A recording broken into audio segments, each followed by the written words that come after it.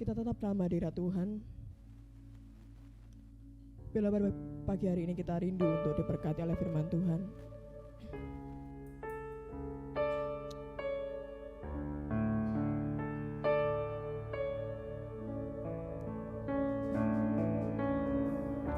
Bila pada pagi hari ini kita rindu untuk menjadi bejana Tuhan yang siap untuk dibentuk, siap untuk diisi.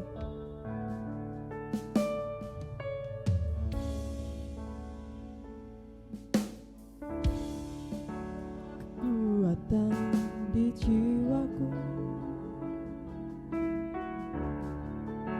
ketenangan batinku, ada dalam hadirat-Mu, ku menyembah-Mu.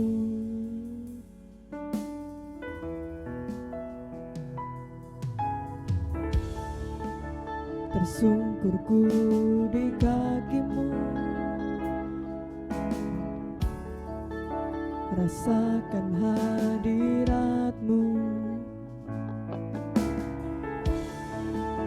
Takkan ku melepaskan-Mu, Kau cahaya bagiku, mengiringi-Mu seumur hidupku, masuk dalam rencana-Mu Bapa.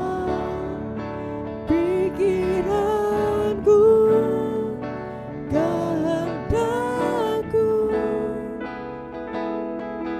ku serahkan padamu.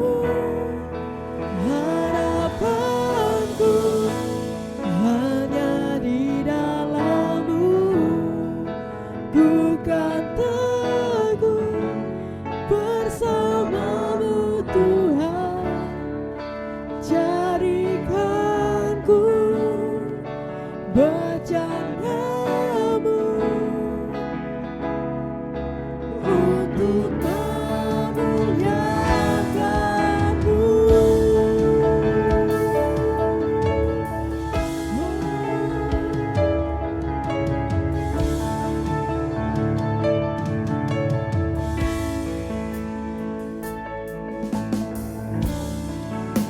Kekuatan di jiwaku,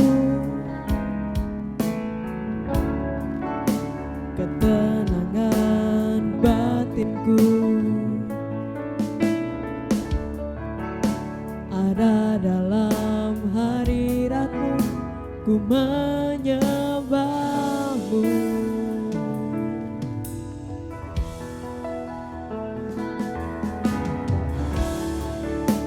Tersungkurku di kaki-Mu,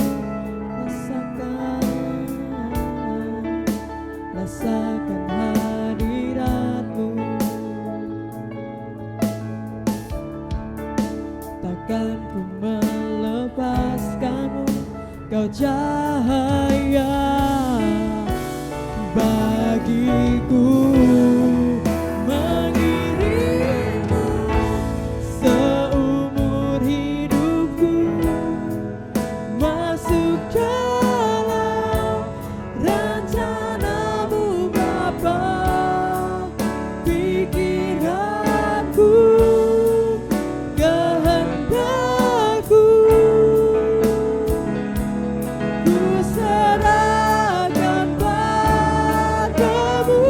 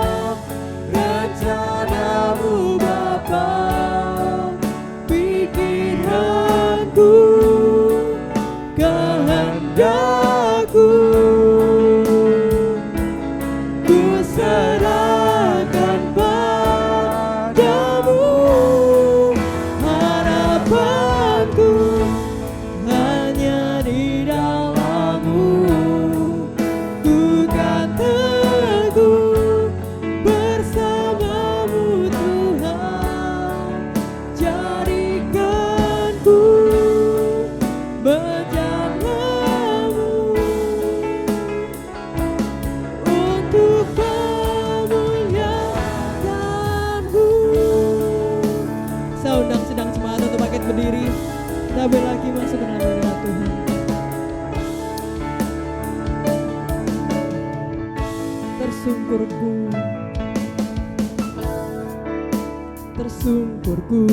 di kakimu, rasakan hadiratmu. Takkan ku melepaskanmu, kau cahaya bagiku. Mengiringmu seumur hidupku, masuk dalam rencanamu Bapa. Pikiranku, kehendakku, ku serahkan padamu. Harapanku hanya di dalam-Mu, ku kan teguh sama-Mu Tuhan. Jadikanku bejana-Mu untuk memuliakan-Mu. Mengiringmu seumur hidupku, masuk dalam rencana-Mu Bapa. Pikiranku, kehendakku, ku serahkan padamu. Harapanku hanya di dalam-Mu, ku kan teguh sama-Mu Tuhan. Jadikanku bejana-Mu untuk memuliakan-Mu,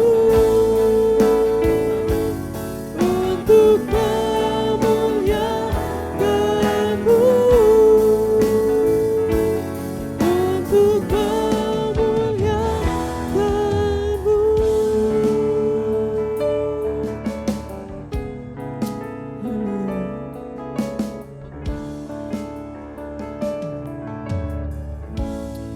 Terima kasih Tuhan, seperti pujian kami Tuhan, jadikan kami bejana-Mu yang siap untuk diisi, yang siap untuk dibentuk.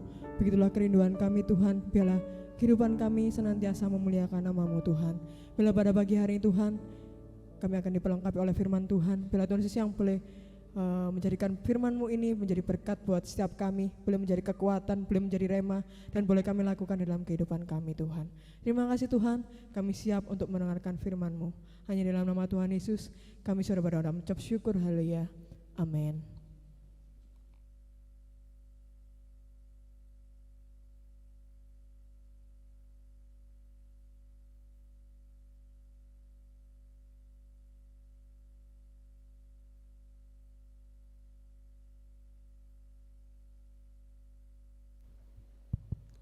Salam Bapak Ibu saudara kasih.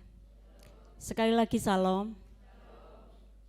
Pagi hari ini ada berita duka Bapak Andi, yang mungkin Bapak Ibu tidak tahu siapa yang membuat gereja ini selalu bersih, yang membuat gereja ini selalu nyaman untuk kita bisa beribadah.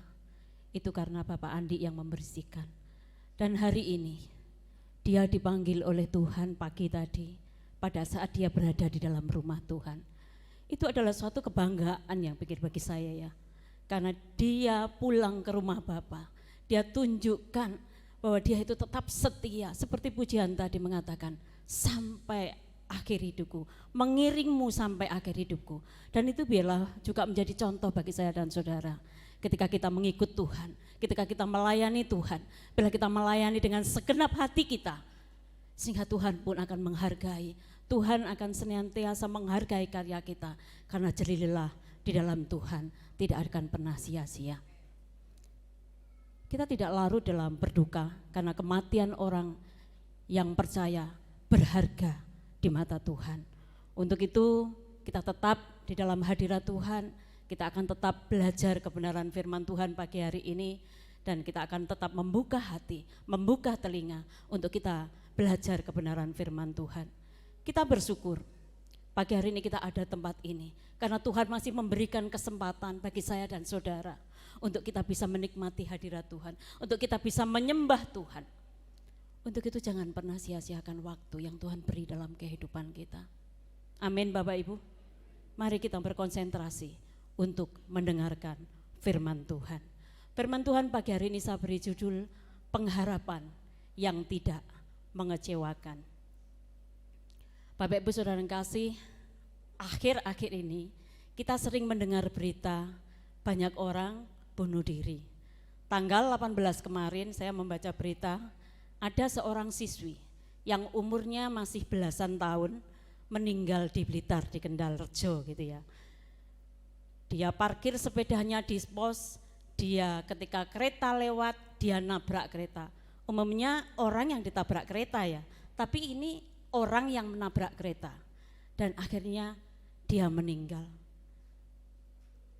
Toh kita juga sering mendengar banyak orang yang bunuh diri. Mengapa sih orang itu bisa bunuh diri?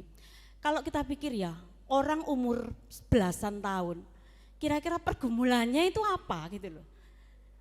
Kan semuanya masih ditanggung orang tuanya.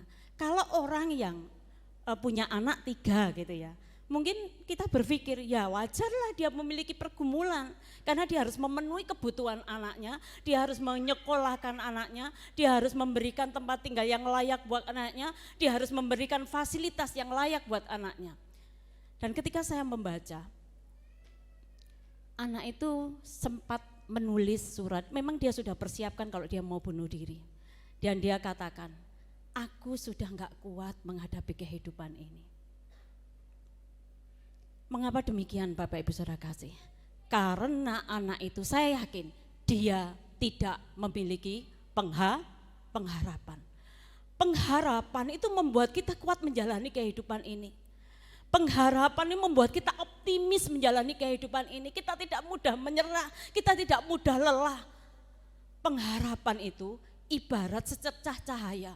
Kita bisa menengok hari esok. Dan ketika kita bisa menengok hari esok, kita akan berusaha untuk mewujudkan hari esok itu. Sehingga kita tidak menjadi orang yang mudah menyerah, mudah patah semangat, sehingga kita ya aku wis gak kuat, wis tak taruh, enggak seperti itu. Karena kita memiliki pengharapan. Bapak Ibu Saudara yang kasih, petani setiap pagi pergi ke sawah, dia menanam, dia mencangkul. Mengapa demikian? Karena dia memiliki pengharapan, suatu saat dia pasti akan panen. Seorang pekerja dia setiap pagi bekerja, berangkat bekerja. Kenapa? Karena dia memiliki satu pengharapan. Ketika akhir bulan atau akhir minggu, dia akan mendapatkan gaji. Pengharapan itu penting Bapak Ibu Saudara yang kasih. Pengharapan itu harus ada di dalam hati kita. Pengharapan sebenarnya selalu ada di hati orang percaya. Betul? Selalu ada di hati orang percaya. Ibrani 11 ayat 1 mengatakan, iman adalah dasar dari segala sesuatu yang kita harapkan dan bukti dari segala sesuatu yang tidak kita lihat. Iman itu bahan dasar dari pengharapan. Kata lainnya begini, ketika kita memiliki iman, kita pasti memiliki pengharapan. Tidak bisa kita pungkiri, pengharapan itu bagian daripada iman gitu loh Bapak Ibu Saudara kasih. Minggu lalu kita sudah mendengar firman Tuhan yang disampaikan oleh Bapak Gembala tentang iman yang bertindak, iman yang aktif. Ketika iman yang aktif, iman yang bertindak itu bersama-sama dengan Allah, hasilnya akan menjadi luar biasa. Begitu juga dengan pengharapan Bapak Ibu Saudara kasih. Untuk itu pagi hari ini saya ingin Bapak Ibu Saudara bersama-sama membaca firman Tuhan di dalam Roma pasal yang kelima, ayat yang kelima. Mungkin di depan bisa ya Bapak Ibu membaca ya dengan jelas ya. Saya ingin kita semua membaca pagi hari ini. Tidak hanya saya yang membaca, sebab iman itu timbul daripada pendengaran akan firman Tuhan. Bila kita mau membaca bersama-sama dan kita mengimani firman Tuhan ini dalam kehidupan kita, kita ingat dalam kehidupan kita dan iman kita boleh bertumbuh di dalam Tuhan. 1, 2, 3. Roma 5 ayat 5. Dan pengharapan tidak mengecewakan karena kasih Allah telah dicurahkan dalam hati kita oleh Roh Kudus yang telah dikaruniakan kepada kita. Pengharapan tidak mengecewakan. Ketika saya membaca firman Tuhan ini Bapak Ibu Saudara kasih, saya itu bisa bangkit gairah saya ketika saya menghadapi pergumulan hidup ini. Ketika saya membaca dan pengharapan itu tidak mengecewakan. Ada ya janji Tuhan yang mengatakan bahwa pengharapan itu tidak mengecewakan. Itu membuat saya itu wow, Tuhan kita itu Tuhan yang luar biasa gitu loh. Dan ketika saya membaca ini, saya sepertinya itu ada seperti senter yang baru dicas, itu ada semangat yang baru, ada sinar yang baru, ada harapan yang baru gitu loh Bapak Ibu. Makanya pagi hari ini saya ingin membagikan, saya tidak mau berkat itu hanya untuk saya, tapi bila berkat itu juga untuk Bapak Ibu Saudara sekalian pagi hari ini. Tetapi dalam kehidupan kita Bapak Ibu, kita masih menemui ada pengharapan yang mengecewakan, betul? Siapa di sini yang pernah memiliki pengharapan dan pengharapan yang mengecewakan? Saya yakin ada, meskipun tidak angkat tangan, karena takut mungkin angkat tangan nanti. Saya yakin ada, atau pernah mengalami, memiliki pengharapan, tapi pengharapannya itu mengecewakan. Mengapa demikian? Mengapa pengharapan yang kita miliki menjadi pengharapan yang mengecewakan? Karena kita salah meletakkan pengharapan itu. Karena kita salah mendasarkan pengharapan itu.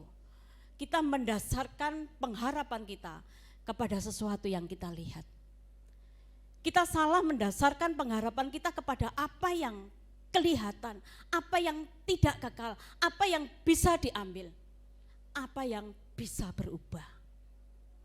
Makanya kita memiliki pengharapan, tapi pengharapan kita mengecewakan. Ada orang yang mendasarkan pengharapannya itu kepada uang. Dia pikir dengan memiliki uang, dia bisa membeli segalanya, dia bisa membeli kebahagiaan. Tetapi ketika uang itu lenyap, pengharapannya pun juga ikut lenyap. Bapak Ibu, saya tidak mengajari bahwa kita tidak butuh uang, bukan ya. Kita tetap perlu uang untuk mencukupi kebutuhan kita. Tapi bukan berarti kita mendasarkan pengharapan kita itu kepada uang gitu.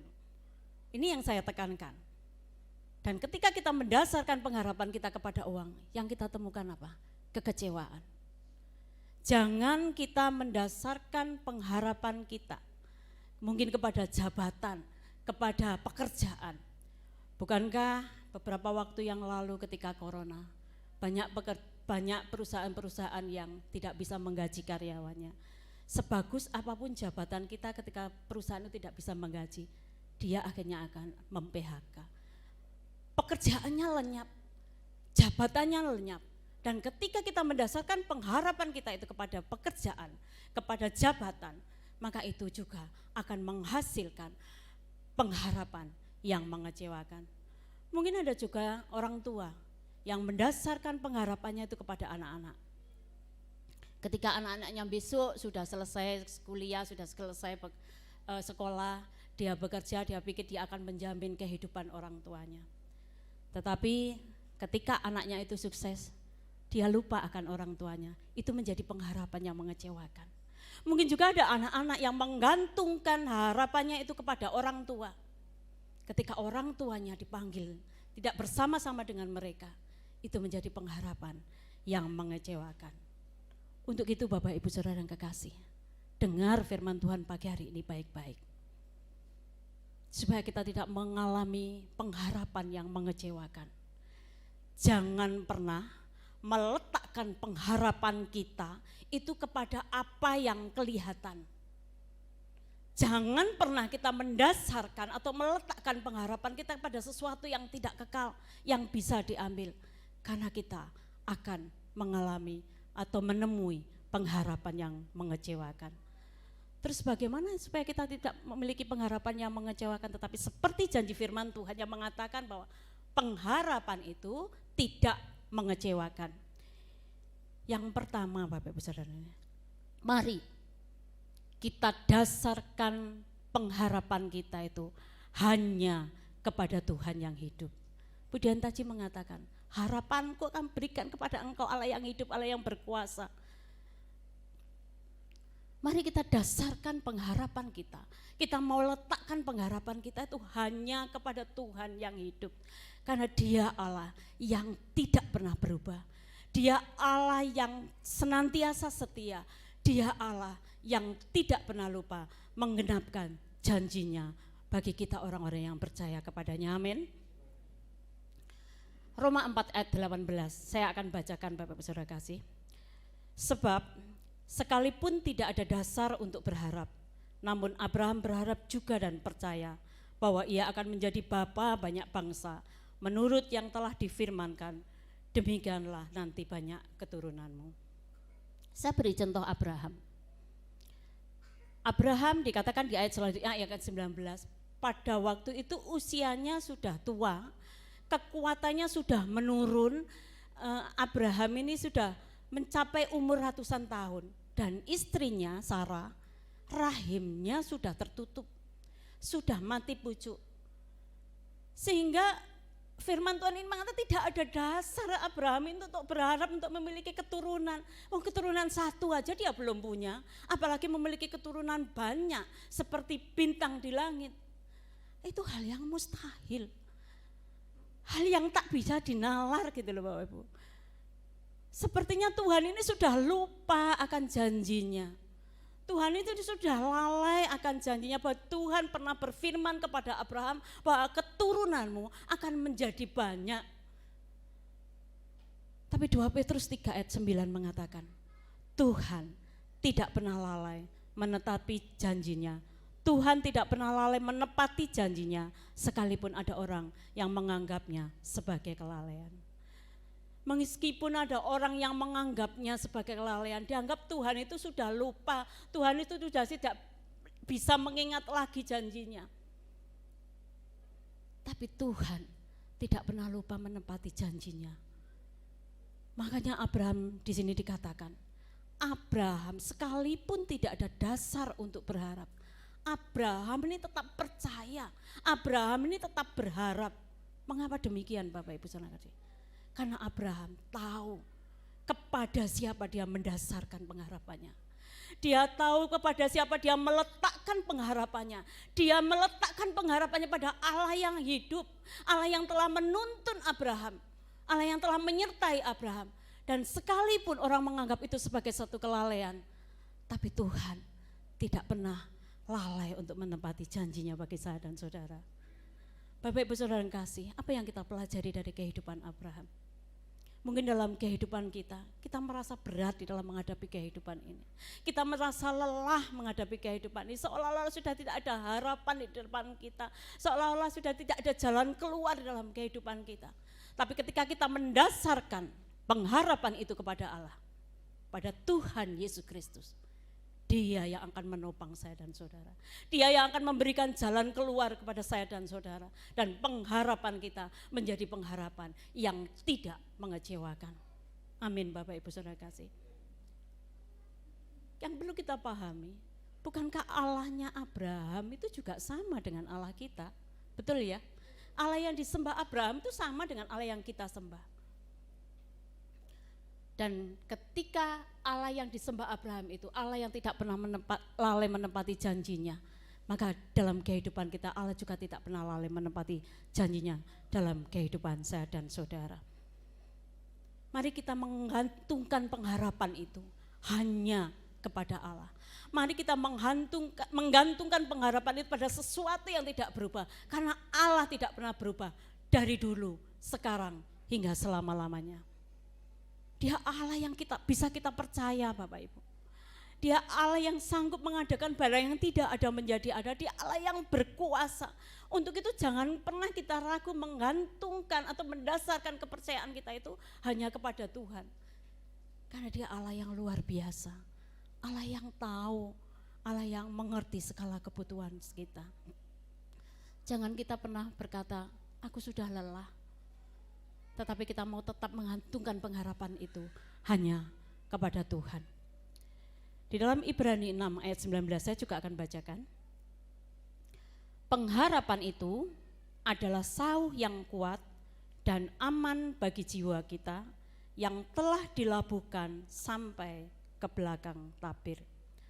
Pengharapan itu adalah sauh yang kuat. Sauh itu adalah jangkar, Bapak Ibu. Jangkar itu biasanya ada di dalam kapal. Ketika kapal itu mau bersandar, jangkar ini diturunkan oleh nakoda dan jangkar itu akan sampai ke dalam tubir laut, ke dalam dasar laut. Dan ketika saya membaca, ya apa sih cara kerjanya jangkar itu? Ketika dia sampai ke dasar laut, jangkar itu akan menancap, dan sehingga ketika perahu itu mengalami badai, perahu itu tidak akan pernah kemana-mana. Dia akan tetap berada di situ karena jangkar itu sudah nancap erat di dalam tubir laut, ke dalam dasar laut itu. Ketika gelombang datang, perahu itu mungkin hanya tergoyang-goyang sedikit gitu ya, tang teng tang teng, tapi perahu itu tidak akan pernah pergi kemana-mana. Dia akan tetap kuat stay di situ, ada di situ, dan tidak akan pernah pergi kemana-mana. Bapak Ibu Saudara yang kekasih, bukankah dalam kehidupan saya dan saudara sering digambarkan kita berada di dalam perahu kehidupan, kapal kehidupan. Dan kita harus memiliki pengharapan, yaitu pengharapan itu jangkar tadi itu loh. Ketika pengharapan kita, jangkar itu tertancap kepada Tuhan Yesus, tertancap kepada Tuhan Yesus, maka kita akan menjadi orang-orang Kristen, orang-orang percaya yang tidak pernah digoyahkan oleh apapun. Mungkin kita mengalami badai, oke, kita mengalami gelombang, oke, tapi kita tidak pernah beranjak, tetapi kita akan tetap kuat, kita tidak akan pernah menyerah karena kita sudah menaruh pengharapan itu, kita tancapkan kepada Tuhan Yesus. Kita akan tetap kuat. Bapak Ibu Saudara yang kasih, Tuhan tidak pernah berjanji loh kepada kita, Tuhan akan menjadi tameng sehingga kita pergumulan itu ada, kita bisa terhindar. Tidak pernah Tuhan berjanji seperti itu. Tapi Tuhan mengizinkan pergumulan itu ada dalam kehidupan saya dan saudara. Buat apa Bapak Ibu Saudara? Untuk melatih iman kita, untuk melatih, untuk membawa kita menjadi orang-orang yang kuat, orang-orang yang dewasa di dalam Tuhan, dan kita bisa mengalami berkat, mengalami kemenangan bersama dengan Tuhan. Kita bisa mengalami kehidupan bersama dengan Tuhan, dan kita bisa mengakui, Engkau Allah yang luar biasa dalam kehidupanku. Karena Engkau tidak pernah meninggalkan aku, karena Engkau tidak pernah mengecewakan aku, Engkau selalu ada di dalam kehidupanku. Seberat apapun badai itu dalam kehidupan kita, ketika kita menancapkan jangkar itu, pengharapan kita itu kepada Tuhan, kita akan menjadi orang-orang yang kuat di dalam Tuhan. Dan kita bisa berkata, aku cakap menanggung segala perkara, karena Tuhan yang memberikan kekuatan kepadaku. Berikan sorak-sorai yang dahsyat buat Allah kita, Bapak Ibu Saudara kasih. Yang selanjutnya dari firman Tuhan yang kita pelajari pagi hari ini, tetap di Roma 5 ayat yang kelima di ayat yang selanjutnya. Dan pengharapan itu tidak mengecewakan, karena, mari kita baca bersama-sama, kasih Allah telah dicurahkan di dalam hati kita. Sampai di situ aja. Karena kasih Allah telah dicurahkan di dalam hati kita. Kalau kita ngomong kata dicurahkan itu berarti bayangan kita apa? Berlimpah ya. Karena kalau kita melihat kita seandainya menumpahkan air, ketika kita ngomong dicurahkan, itu bahasa Jawanya itu kalau kita dalam ember kita bior gitu loh Bapak Ibu. Artinya atau bukan setetes tik atau dikit-dikit enggak, tapi berlimpah semuanya. Dengan kata lain, kasih Allah dicurahkan kepada saya dan saudara itu totalitas, sepenuhnya Tuhan mengasihi kita. Semuanya Tuhan berikan dalam kehidupan kita. Buktinya apa Bapak Ibu Saudara yang kasih? Buktinya Dia rela turun dari surga, Dia berada dalam dunia untuk menyelamatkan saya dan saudara. Karena kasih-Nya kepada kita, Allah tidak mau umat-Nya itu menjadi binasa. Sehingga Yohanes 3 ayat 16 mengatakan, karena begitu besar kasih Allah. Bukan sedikit kasih Allah, tapi begitu besar kasih Allah akan dunia ini. Sehingga ia mengaruniakan anaknya yang tunggal. Sehingga setiap kita yang percaya tidak binasa, tapi kita memperoleh hidup yang kekal. Kasih Allah itu bukan kasih yang abal-abal Bapak Ibu. Kasih yang sepenuhnya Dia berikan di dalam saya dan saudara. Berlimpah, totalitas Tuhan berikan dalam kehidupan saya dan saudara. Mungkin ada satu ungkapan yang mengatakan bahwa cinta itu rela berkorban gitu ya, mau berkorban. Cinta itu bertindak tanpa kita meminta. Cinta itu akan melakukan apapun juga asalkan engkau bahagia. Ungkapan ini Bapak Ibu ada, tapi Tuhan sudah lebih dulu 2000 tahun yang lalu Tuhan sudah memberikan nyawanya. Dia sudah bertindak bagi saya dan saudara supaya kita tidak binasa. Dia telah memberikan nyawanya, Dia telah melakukan semuanya itu untuk saya dan saudara. Untuk itu, masihkah kita meragukan akan kasih Tuhan itu? Masihkah kita meragukan bahwa Tuhan itu mengasihi saya dan saudara? Sehingga ketika kita mengalami pergumulan kita, aduh Tuhan sudah tidak mengasihi saya lagi. Tuhan sudah tidak bersama saya lagi. Tuhan sudah meninggalkan saya. Enggak Bapak Ibu Saudara yang kasih. Kasih Tuhan yang luar biasa itu Tuhan curahkan untuk saya dan saudara. Ketika kita masih berseteru dengan Allah, Allah sudah berinisiatif untuk menyelamatkan saya dan saudara. Sekarang kita ini sudah menjadi orang-orang yang percaya, orang-orang yang telah ditebus oleh Tuhan dan kita diangkat menjadi anak-anak Tuhan. Siapa di sini anak-anak Tuhan? Semua yang di sini yang percaya kepada Tuhan kita diangkat menjadi anak-anak Tuhan. Saya yakin tidak ada seorang bapa yang mau melihat anaknya itu menderita. Tidak ada seorang bapa yang kepingin anaknya itu sengsara, tidak tega melihat anaknya itu sengsara. Apalagi Bapa kita di surga. Ketika kita menghadapi pergumulan, ketika kita menghadapi problema, ketika kita merasakan seolah-olah kita sudah tidak kuat lagi, Tuhan tetap menggendong saya dan saudara. Tuhan tetap bersama-sama saya dan saudara, karena Dia tidak bisa mengingkari janjinya bahwa Dia sudah mengasihi saya dan saudara. Amin. Untuk itu Bapak Ibu Saudara, sekali lagi jangan pernah ragukan kasih setia Tuhan. Dan ketika kita tahu bahwa Tuhan mengasihi saya dan saudara, kita akan terus memiliki pengharapan dan pengharapan itu tidak akan pernah mengecewakan. Yang selanjutnya Bapak Ibu Saudara yang kasih, di ayat tetap di Roma pasal yang kelima tadi, dan pengharapan itu tidak mengecewakan karena kasih Allah telah dicurahkan di dalam hati kita oleh Roh Kudus yang telah dikaruniakan kepada kita. Oleh Roh Kudus yang telah dikaruniakan. Kata telah itu berarti sudah diberikan gitu loh Bapak Ibu. Karena Tuhan mengasihi saya dan saudara, Dia tidak hanya mencurahkan kasih-Nya, Dia memberikan Roh penolong, Roh Kudus itu diberikan kepada saya dan saudara. Roh Kudus itu ibadat meterai supaya kita itu bisa sampai kepada janji Allah. Mengapa demikian? Ketika kita melenceng dari jalan Tuhan, Roh Kudus itu akan mengingatkan kita, nak, kamu sudah salah, kamu sudah keluar dari relnya Allah, ayo kembali ke dalam jalan Allah. Dan dalam hati kita ada peperangan, ayo kita kembali ke Allah Pak, kita tetap pada ke dunia gitu ya. Itu pilihan ada dalam hati kita, tapi Roh Kudus tidak akan henti-hentinya mengingatkan kita, menolong kita untuk membawa kita kembali kepada jalan Tuhan. Roh Kudus adalah roh yang menguatkan. Ketika kita juga mengalami dalam pergumulan, kita juga tetap kuat karena ada Roh Kudus yang memberikan kekuatan dalam kehidupan dan saudara. Roh Kudus juga menghiburkan kepada saya dan saudara ketika kita susah. Jangan pernah kita berpikir bahwa Allah tidak bersama-sama dengan kita.